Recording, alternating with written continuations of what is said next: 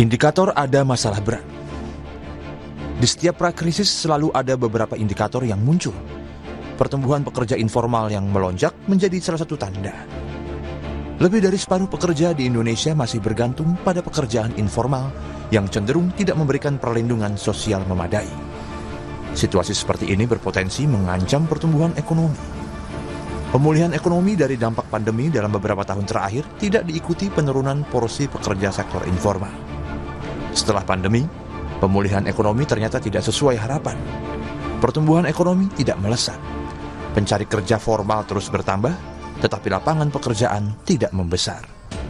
Pertemuan dua masalah ini menyebabkan tekanan tersendiri bagi perekonomian. Angka-angka kenaikan pekerja informal sangat fantastis. Berdasarkan data Badan Pusat Statistik atau BPS, pekerja informal per Februari 2019 berjumlah 74,08 juta orang. Pada Februari 2020, jumlahnya stagnan, 74,04 juta orang. Pada tahun-tahun berikutnya, jumlah pekerja sektor informal konsisten naik tajam. Berturut-turut 78,14 juta orang pada Februari 2021 dan 81,33 juta orang per Februari 2022. Selanjutnya, mencapai 83,34 juta orang per Februari 2023 dan 84,13 juta orang per Februari 2024. Tren ini masih berlanjut pada Februari 2025. Per Februari, angkanya makin menggelembung, menjadi 86,58 juta orang. Hingga sekarang nyaris tidak ada langkah terobosan untuk mengatasi masalah ini. Program makan bergizi gratis atau MBG seharusnya bisa menyerap tenaga kerja di bawah. Tetapi hingga sekarang dampaknya belum terlalu terasa. Program lainnya belum memiliki dampak signifikan dalam hal penyerapan tenaga kerja. Masalah bertambah ketika pemerintah melakukan efisiensi. Pengurangan dana di berbagai sektor dan juga transfer ke daerah menyebabkan sejumlah proyek dibatalkan dan juga banyak program tak bisa dijalankan. Keadaan ini menyebabkan aliran dana ke masyarakat juga menurun. Konsumsi menurun sehingga pertumbuhan akan terdampak. PHK juga akan makin sering terjadi. Kembali, pekerja sektor informal akan bertambah. Pemerintah perlu melakukan terobosan. Langkah yang bisa dilakukan, mengkaji ulang program MBG. Program ini tidak perlu dilakukan secara meluas saat ini, tetapi cukup melakukan uji coba dan penerapan terbatas. Dana pengurangan program ini bisa dilakukan untuk proyek lainnya yang bisa memberi dampak sehingga mencegah PHK. Program lainnya yang ambisius juga perlu diteliti ulang dan dikembalikan atau dialihkan ke program yang berdampak. Sejumlah ekonom telah memberi peringatan bahaya tentang keadaan ini. Secara halus, mereka mengatakan akan terjadi dampak yang lebih besar apabila indikator yang telah muncul didiamkan. Gelembung pekerja informal menjadi salah satu indikator ekonomi lagi bermasalah.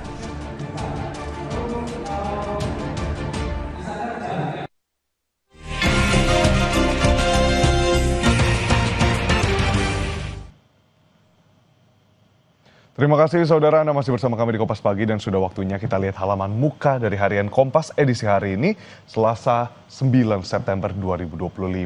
Kita bisa lihat di judul utama, pertaruhan rezim fiskal baru. Untuk sementara pasar merespons negatif pergantian profil menteri.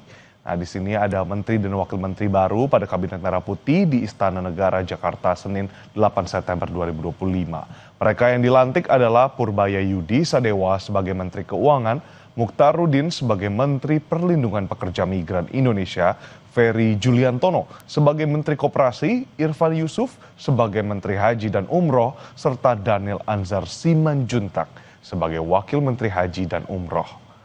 Untuk sementara, saudara, pasar merespons negatif pergantian profil Menteri Keuangan. Terobosan baru yang mendasarkan pada disiplin fiskal menjadi jawaban sekaligus peluang membalikan sentimen. Pergantian Menteri Keuangan menjadi pertaruhan bagi pemerintahan Prabowo Subianto dan perekonomian nasional. Rezim fiskal baru ini menjelaskan saudara terkait dengan disiplin menjaga tata kelola keuangan yang akan menjadi titik tolak yang cerah sekaligus efektif memacu pertumbuhan ekonomi. Sebaliknya jika nantinya tata kelola keuangan berisiko tinggi lalu ini akan membuat mendung gelap bagi perekonomian nasional dan menghambat pertumbuhan ekonomi.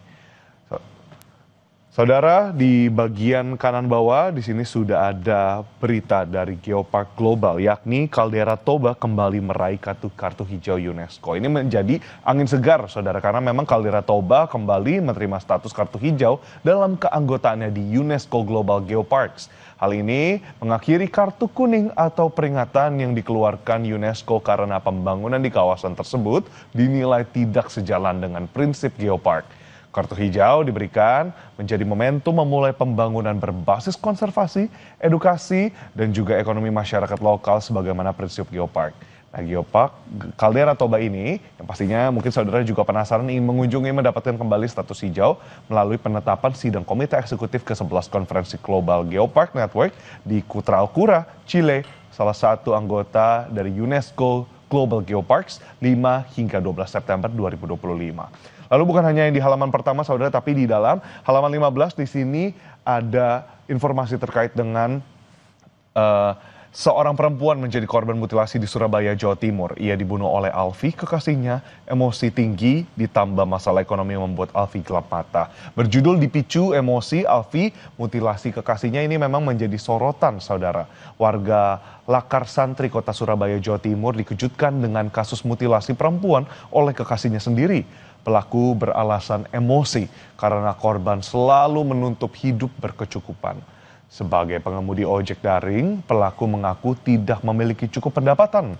Korban mutilasi itu ialah Tiara Angelina Saraswati, berusia 25 tahun, warga desa Made, Kecamatan Lamongan, Kabupaten Lamongan, Jawa Timur. Tentunya kekerasan tidak bisa menjadi alasan untuk bertindak atas respons emosional atau mungkin mental, saudara. Namun pastinya kita harapkan kasus ini dapat kembali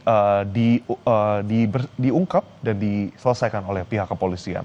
Pun menjadi pelajaran bagi kita semua untuk mencari pertolongan jika memang terdapat gangguan kesehatan mental yang kita rasakan.